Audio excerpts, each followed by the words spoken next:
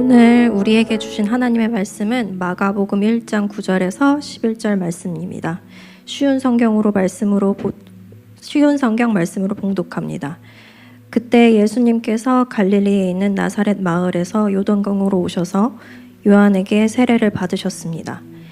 예수님께서 물에서 나오실 때 하늘이 열리는 것을 보셨습니다. 그리고 성령님께서 비둘기처럼 자신에게 내려오는 것을 보셨습니다. 하늘에서 너는 내 사랑하는 아들이다. 내가 너로 말미암아 매우 기쁘다라고 말하는 소리가 들렸습니다. 아멘. 오늘 나에게 주시는 은혜의 말씀을 듣겠습니다. 오늘 여러분과 함께 나누게 될 러브스토리의 제목은 매일 들어야 할 아버지의 음성. 저와 좀 이야기를 해보신 분들은 아마 제가 가장 자주 인용하고 제가 가장 좋아하는 성경 구절들이 무엇인지 좀 아실 거예요. 그 가운데 하나가 바로 오늘 이 짤막한 본문입니다. 예수님이 세례를 받으시는 장면이에요. 근데 사실 예수님은 세례를 받으시면 안 되는 분이었습니다. 왜냐하면 그 당시 세례는 죄인들을 위한 세례였기 때문에 그래요. 누가 세례받느냐? 자격은 하나예요. 죄인이어야 됩니다. 그래서 저한테도 종종 이제 성도님들 가운데 목사님 전 세례받고 싶은데 자격이 없는 것 같습니다 하면 당신은 자격이 있습니다. 당신은 죄인이기 때문에. 죄인이면 자격이 있고 난 죄인이 아닙니다. 자격 없어요. 그게 바로 세례 조건입니다. 나는 죄인입니다. 나는 예수님의 은혜가 필요하고 구원이 필요합니다. 그러니까 세례는 뭐냐면 죄사함의 세례였습니다. 근데 예수님은 세례 받으시면 안 됩니다. 근데 예수님이 왜 세례를 받으셨는가? 사실 세례 요한이 이제 세례를 이렇게 베풀면서 많은 사람들이 이 회개의 세례를 받으러 나왔는데 세례 요한이 예수님이 오시는 걸 보고 깜짝 놀랐어요. 당황했습니다. 아니 제가 세례를 받아야 되는데 주님께서 저한테 오셔서 세례를 받으신 건 말이 안 됩니다. 그래서 세례 요한은 세례를 베풀 수 없다고 말합니다. 근데 예수님이 말씀하시죠. 하나님의 의를 이루기 위해서 세례를 받아야 된다. 자, 예수님은 죄도 없으시고 그래서 회개할 죄도 없는데 왜 굳이 세례를 받으셨을까요? 그리고 이 중요한 세례 장면이 왜 마태, 마가, 누가에 다 상세하게 기록되어 있을까요?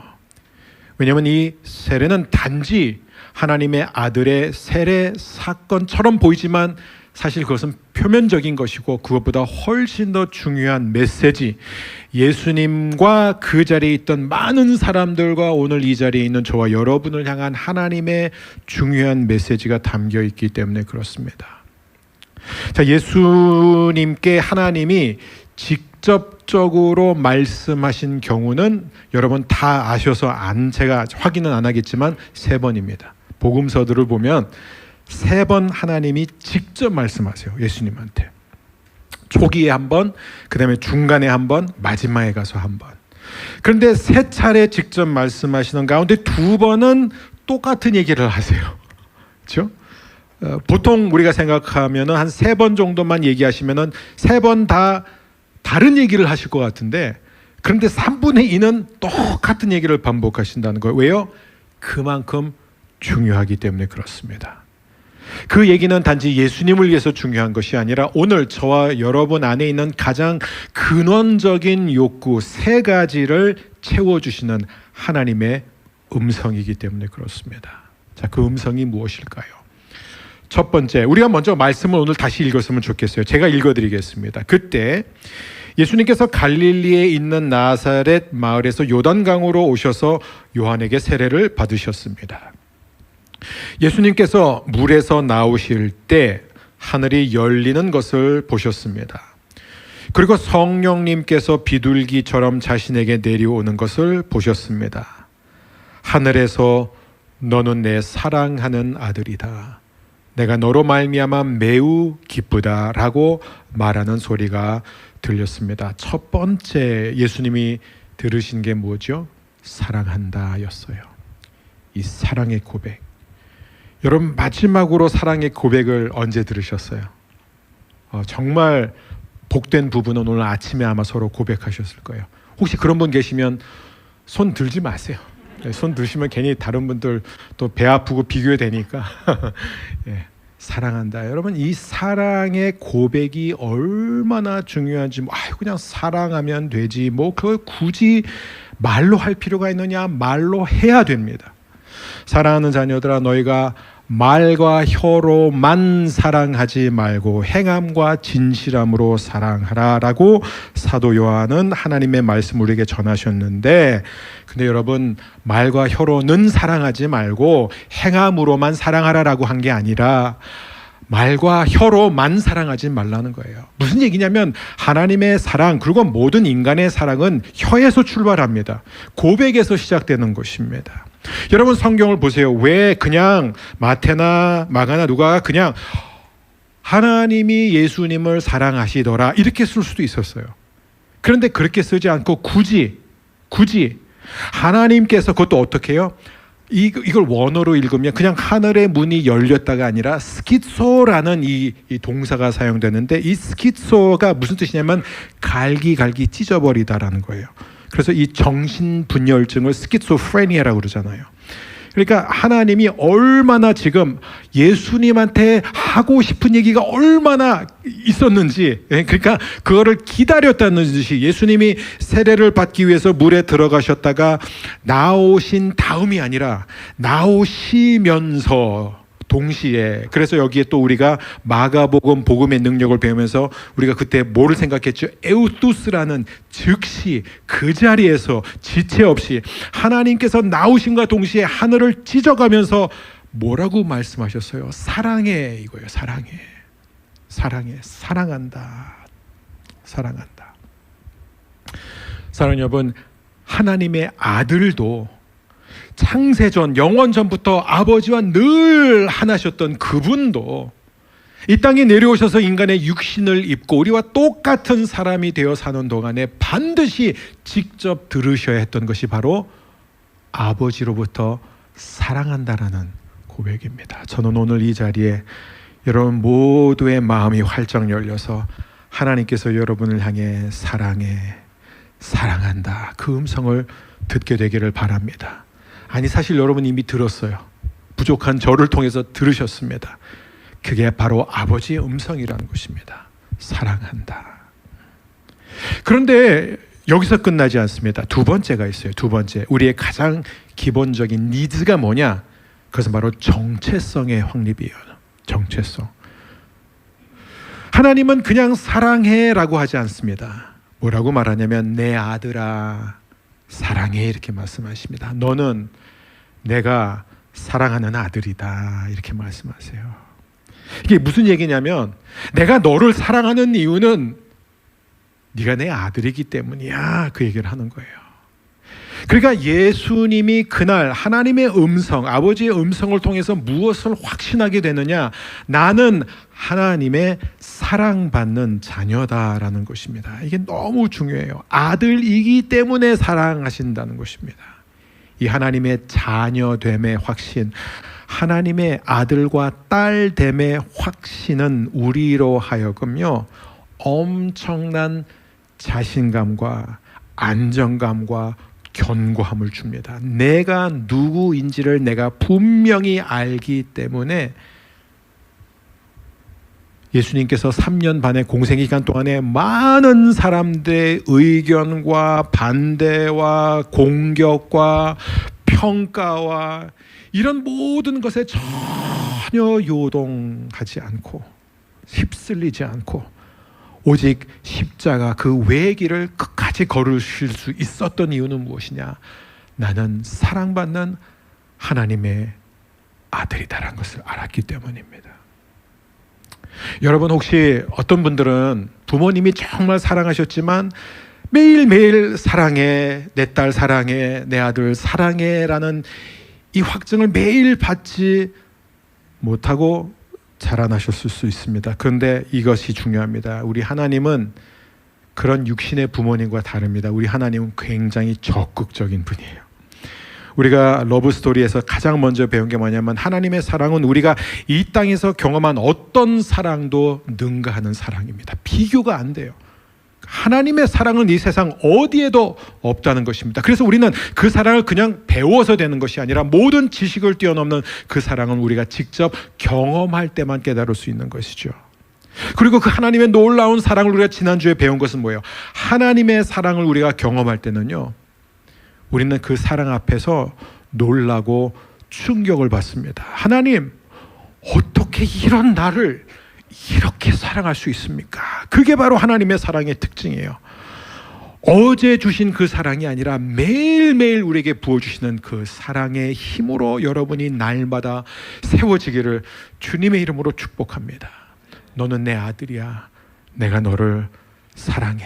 그리고 여기서 이 말하는 이 사랑은 어떤 단어일까요? 맞아요. 그 유명한 아가페 사랑입니다. 그러니까 이 사랑은 뭐냐면 나는 너를 무조건 사랑해. 너를 향한 내 사랑은 절대로 변하지 않을 거야. 나는 처음부터 너를 사랑했고 지금도 너를 사랑하고 앞으로도 너를 사랑한다. 내 아들아, 내 딸아. 세 번째가 있습니다. 이게 전부가 아니에요. 그날 하나님이 하늘을 찢어가면서 예수님께 하신 말씀이 무엇이냐? 너는 내 사랑하는 아들이다. 내가 너로 말미암아 매우 기쁘다라고 말씀하셨습니다. 내가 너로 인하여 매우 기쁘다. 여러분, 우리 모두 안에는 엄청난 인정 욕구가 있습니다. 어떤 사람은 그게 더 드러나고 어떤 사람은 그걸 숨겨놓고 살아요. 어렸을 때 어린 자녀들한테는요, 최고가 뭐예요? 선생님이나 친구한테 인정받는 게 아니라 부모로부터 인정받는 게 최고예요. 최고입니다. 이제 이 아이가 크면서부터는 이제 그걸 부모님에게 바라지 않고 부모님에게 채워지지 않으면 그걸 이제 친구에게서 찾으려고 그래요. 그리고 그게 또 채워지지 않으면 이성에게서 찾으려고 그래요. 어른이 되어서서 끊임없이 내가 만나는 사람을 통해서 내 가치를 입증해주고 싶고 내가 뭔가를 만들어내고 결과를 이루어냄으로써 내가 계속해서 이 인정을 받지 못하면 견딜 수가 없는 거예요. 제가 초등학교 3학년 때 아주 오래간만에 100점을 받았어요. 학교에서. 어쩌면 처음이었을지도 몰라요. 하여간 저희가 그때 막 100점을 받고 제가 굉장히 놀랐어요. 근데 저는 100점을 받고도 하나도 기쁘지 않았어요. 왜냐하면은 그 100점 받았다는 사실을 부모님께 빨리 가서 알려드리고 싶었던 거예요. 그래서 제가 그때까지 너무 기억나는 게 그걸 갖고 달려가는데 어머님이 빨래를 하고 계셨는데 제가 엄마 나 100점 받았어 했더니 저희 어머니가 저한테 주신 그 칭찬을 받는 순간 제가 그때 이제 정말 기쁘더라고요. 제가 그때 깨달았어요. 아, 결국은 내가 어떤 성과를 이루는 것보다 내 부모님이 나를 인정해 주는 게 이렇게 중요한 거구나. 여러분, 근데 이게 어렸을 때로 끝나지 않아요. 우리는 성인이 되어서도요, 우리가 사랑하는 가족으로부터 끊임없이 인정을 받고 싶어 합니다. 왜냐하면 우리는 하나님께서 우리를 그렇게 만드셨어요. 우리는 끊임없이 사랑을 받고 끊임없이 인정을 받고 끊임없이 축복을 받고 칭찬을 받으며 살도록 그렇게 하나님이 우리를 지으셨습니다. 그게 우리의 생리라는 거예요. 그래서 하나님은 우리에게 다가오실 때마다 어떻게 다가오십니까? 이게 하나님의 특징인데 하나님은 언제나 우리에게 복을 주시고 언제나 우리를 사랑한다라고 말씀하시면서 다가오시는 분이에요. 그게 하나님은 사랑이시라라는 의미라는 거예요. 여러분, 하나님은 사랑을 하시느니라 이렇게 성경은 말하지 않습니다. 왜냐하면 하나님이 사랑을 하는 분이라면 그러면 하나님은 언젠가는 사랑 안 하실 수도 있는 분이에요. 하나님은 사랑이 정말 많은 분이다라는 표현은 언젠가 그 많은 사랑이 바닥날 수 있다라는 얘기예요. 그래서 성경은 분명히 뭐라고 그러죠? 하나님은 사랑이라. God is love. 하나님 그 자신이 사랑이라는 거예요. 그 사랑에 충만한 어떤 사람은 그래요. 하나님이 너무 외로우셔서 심심해서 인간과 같이 말동무가 되기 위해서 인간을 만드시고 나중에 후회하셨다. 그게 아니에요. 하나님은 외로워서 인간을 만드신 게 아니에요. 하나님의 어떤 허전함을 인간을 만들어가지고 그걸로 그 관계를 채우려고 한 게 아니라 하나님과 성부, 성자, 성령 하나님이 삼위 하나님이 너무나 서로 충만하게 사랑했기 때문에 그 사랑을 주고받는 그 풍성한 사랑에서 나온 그 열매가 바로 인간 창조라는 거예요. 그래서 우리를 그 하나님의 풍성한 사랑 안으로 초대해 주시는 분입니다. 그렇기 때문에 우리는 하나님 앞에 나아가면요, 내가 어떤 형편, 어떤 상황, 어떤 마음의 상태에 있든지 간에 하나님은 언제나 똑같은 분이에요. 어제나 오늘이나 영원토록 동일한 분이에요. 그게 뭐예요? 하나님은 사랑이세요. 그래서 우리는 하나님 앞에 나아가는 순간부터 내 아들아, 내 딸아, 내가 너를 사랑한다. 내가 너를 기뻐한다. 근데 무지 기뻐한다. 굉장히 기뻐한다. 이 단어가 왜 나오냐? 에우도케오라는 단어예요. 이 도케오는 뭐냐면 생각하다고, 에우는 뭐냐면 너무 좋다는 거예요. 기분이 좋다는 거예요. 아주 좋다는 거예요. 그리고 이 도케오는 그냥 생각하는 게 아니라 낱낱이 다 살펴본다는 거예요. 분석을 다 한다는 거예요. 아주 곰곰이 오랜 시간 동안, 영어로 말하자면 scrutinize라는 단어가 있어요. 그러니까 아주 세부적으로 다 살펴봤는데 그런데 마음에 든다는 거예요. 여러분, 이게 바로 하나님의 사랑이에요. 여러분, 제가 이게 약간의 자랑처럼 들리겠지만 뭐 자랑으로 생각하셔도 상관없습니다. 제가 이제 그 예전에 온누리교회에 있었을 때 제가 굉장히 그 하나님의 치유를 받았던 것이 언제냐면은 고 하영조 목사님이 저를 보실 때 자주 이렇게 말씀하셨어요. 야, 나는 너 생각만 해도 너무 기분이 좋아. 그 말씀을 저한테 되게 자주 하셨어요. 야, 나는 네 생각만 하면 그렇게 그 기분이 좋을 수가 없어요. 한번 제가 그 미국에 있을 때 새벽 2시에 전화가 오셨어요.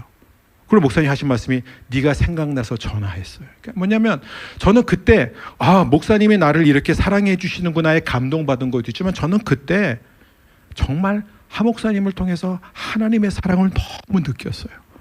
자격이 없고 뭐 특별히 잘한 것도 없는데 정말 저에게 필요한 위로였던 것 같아요. 너를 생각하면 내가 그렇게 마음이 좋아. 내가 그렇게 기분이 좋아져.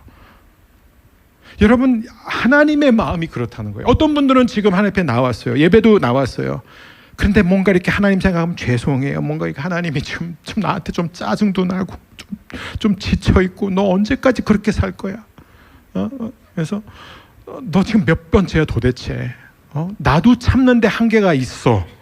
막 뭔가 이렇게 하나님을 뭔가 그렇게 우리가 경험한 그 육신의 부모를 생각하면서 아니면 다른 사람과의 관계를 생각하면 내가 참다가 폭발한 사람이 세상에서 제일 무섭잖아요. 그죠? 그렇다고 뭐 참지 말라는 얘기는 아니에요. 근데 하나님은 참다가 폭발한 분이 아니에요. 하나님의 진노는 그런 진노가 아니에요. 우리가 하나님의 진노를 이해해야 돼요. 하나님은 어떤 경우에도 참다가 폭발하는 그런 진노를 발휘하는 분은 아니세요. 하나님은. 그러면 하나님은 항상 우리를 사랑하시는데 왜 우리가 그 하나님의 그 사랑, 내가 하나님을 생각할 때 막 하나님 지금도 막 내가 너무 좋아서 막 크게 웃으시면서 사랑해 내 아들아 내 딸아 내가 너를 얼마나 좋아하는지 몰라. 네 생각만 하면 그렇게 내 마음이 좋아. 이 에우도케어가 뭔지 아세요? 만족한다라는 거예요. 내가 너무 마음이 좋아. 내가 너무 흡족해 지금. 너를 보니까, 너를 만나니까, 너를 생각하니까 내 마음이 그렇게 좋을 수가 없어. 왜 우리는 그 하나님의 마음을 왜 그걸 우리가 경험하지 못하냐 이거예요. 여러분, 중요한 것은 예수님이 지금 세례를 받는 이 장면이 언제예요? 공생의 사역 시작하기 전이에요.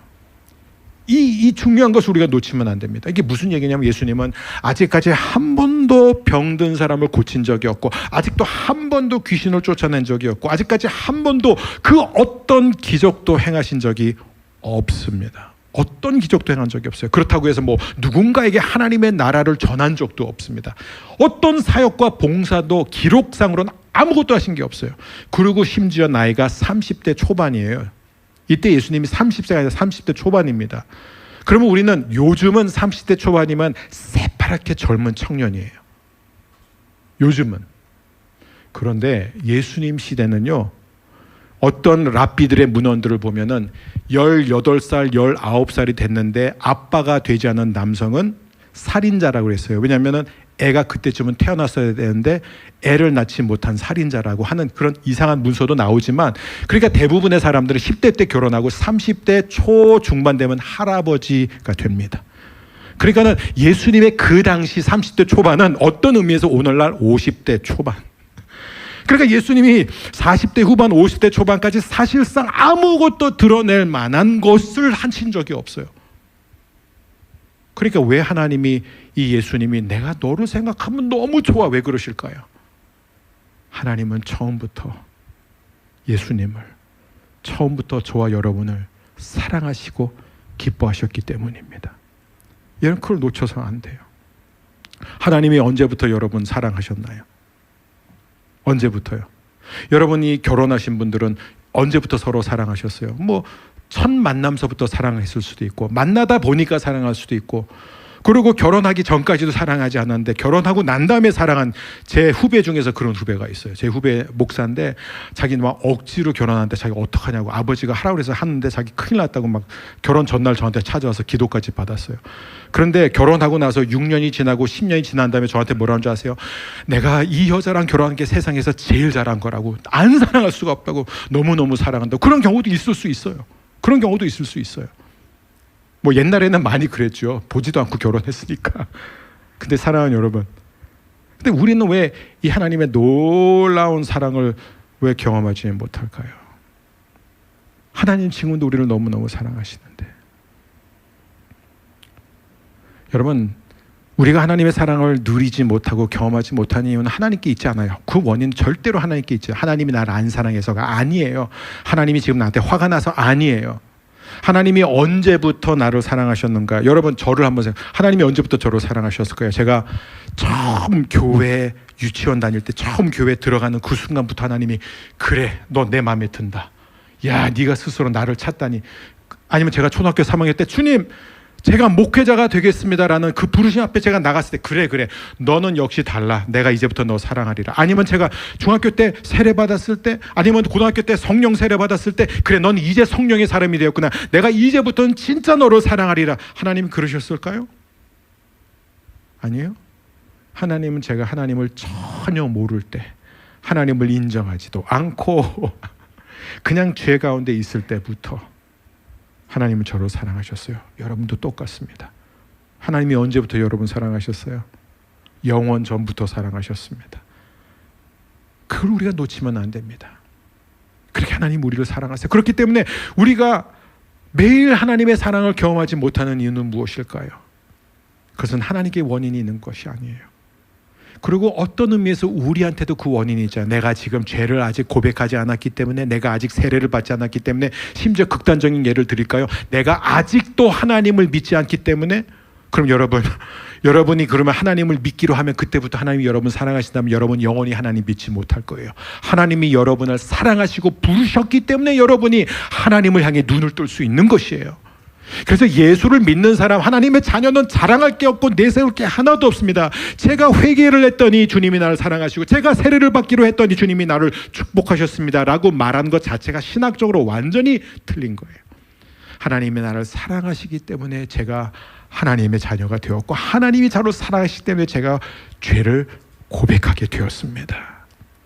여러분 보세요. 예수님은요, 그날 한 번, 공생의 중간에 한 번, 이 두 번의 사랑의 확증을 듣고 사신 분이 아니라, 예수님은 하루도 빼놓지 않고 성경을 보면 매일 새벽 미명에 한적한 곳에 나아가 아버지와 단둘이 시간을 보냈습니다. 근데 성경은 예수님이 어떤 기도를 했느냐라는 내용은 한 번도 밝혀주지 않고 있습니다. 왜 그런 줄 아세요? 이 패턴이 그대로 가는 거예요. 마태, 마가, 누가에서 하나님이 예수님 앞에 하신 그 말씀이, 예수님은요, 저와 여러분과 똑같이 인간의 몸, 우리의 죄성을 다 갖고 오셨기 때문에 매일매일 하루를 시작하기 전에 아버지로부터, 내 아들아, 내 딸아, 내가 너를 사랑한다. I love you. I am so proud of you. 내가 너를 생각하면 너무 마음이 좋다. 사랑하는 여러분, 오늘 이 귀한 하나님의 음성이 여러분 안에 충만하게 되기를 바랍니다. 근데 오늘 하루로 끝나면 안 돼요. 매일. 어떻게 가능하죠? 오늘 이 말씀을 보니까 예수께서 10절, 예수님께서 물에서 나오실 때에 하늘이 열리는 것을 보셨습니다. 그리고 성령님께서 비둘기처럼 자신에게 내려오는 것을 봤습니다. 성령이 예수님에게 임하셨을 때 바로 그 성령님이 예수님으로 하여금 아버지의 음성을 듣게 하셨습니다. 그게 바로 성령님이 하시는 일이에요. 저희 교회 사역자 가운데 비둘기만 보면은 100m서부터 도망가는 분이 있어요. 비둘기에 대한 그 상처가 있는 것 같아요. 그래서 비둘기하면 막 눈을 못 뜨고 막 이러고 제가 누군지 여러분 누군지 알려고 하지 마세요. 프라이버시 문제예요. 그냥 덩치가 굉장히 큰 사역자라는 정도만 아시면 됩니다. 그래서 이제 그분은 성령님을 비둘기 같다고 막 알레르기 반응을 일으켜요. 그러면 괜찮아요. 성령님이 비둘기 아닙니다. 비둘기가 성령도 아니고 부드럽게 오셨다는 거예요. 자, 성령님이 우리 가운데 하시는 역사가 뭔지 아세요? 바로 우리의 마음에 하나님의 사랑을 부어주십니다. 그래서 하나님이 나를 얼마나 사랑하시고 지금 나를 얼마나 기뻐하시는지, 내가 뭘 잘해서가 아니라 내가 잘못했는데도, 내가 망가졌는데도, 내가 계속해서 거역하고 있는데도 하나님의 사랑이 끈질기게 나를 추격해 오기 때문에 우리는 언제든지 돌이킬 수 있습니다. 오늘도 이 아버지의 놀라운 사랑이 여러분 안에 충만해지기를 주의 이름으로 축원합니다. 사랑하는 여러분, 오늘도 주님은 말씀하십니다. 내일 아침에도요, 모레에도요, 사람들은 여러분한테 다양한 평가를 내릴 거예요. 여러분 배우자도요, 때로는 여러분한테 짜증낼 거고, 뭐 이게 도대체 사랑하는 사람인지 원수인지 모를 정도로 그렇게 자녀들도 속을 새길 거고, 어차피 이 세상에서는 우리는 어떠한 형태로든 완전한 사랑을 찾지 못합니다. 그런데 여러분, 언제든지 우리가 아버지 앞에 나아가기만 하면 우리는 언제나 그분의 충만한 사랑으로 채워질 줄 믿습니다. 이 한 가지를 기억하세요. 여러분이 하나님의 사랑으로 채워지지 않으면 우리가 이 땅에서 받은 상처를 치유할 길이 없어요. 여러분, 누가 여러분의 상처를 고쳐줘요? 결혼하면 될 거라고요? 천만에. 상처 치유 안 되고 결혼하지 마세요. 여러분도 괴롭고 상대방은 더 괴로워요. 결혼하기 원하는 분들은 하나님의 사랑으로 체험을 받으십시오. 그래서 자기가 하나님의 사랑받는 자녀라는 것을 아는 사람은 자기를 보는 관점이 어떠하느냐에 따라서 그가 어떠한 삶을 사느냐가 결정됩니다. 왜 그런 줄 아세요? 상처받은 사람은요, 무슨 말을 해도 상대방한테 상처를 주고 무슨 행동을 해도 상대방에게 상처를 줍니다. 어쩔 수 없어요. 그런데 사랑으로 충만한 사람, 사랑으로 채워진 사람은요, 무슨 말을 해도 상대방을 살리고 무슨 행동을 해도 그것은 상대방을 사랑하는 행동이에요. 제가 이것을 영어로 한번 써보니까 이게 쏙 들어오더라고요. 이렇게 한번 표현해 보겠습니다. 여기 함께 읽겠습니다. Hurt people, hurt people. 상처받은 사람은요, 다른 사람에게 상처 줍니다. 안 바뀌어요. Hurt people, hurt people이에요. 그러나 loved people, 사랑받는 사람은 love people, 사람을 사랑합니다. 여러분, 이 하나님 아버지의 충만한 사랑이 오늘도 내일도 모레도 특별히 여러분이 최악일 때, 제일 실패했을 때, 밑바닥일 때, 망쳤을 때, 죄를 지었을 그때 하나님의 사랑, 그 최고의 사랑이 여러분에게 임하실 때 여러분 모두가 다 하나님의 사랑스러운 기뻐하심을 받는 아들과 딸로 매일 사시게 되기를 주의 이름으로 축원합니다.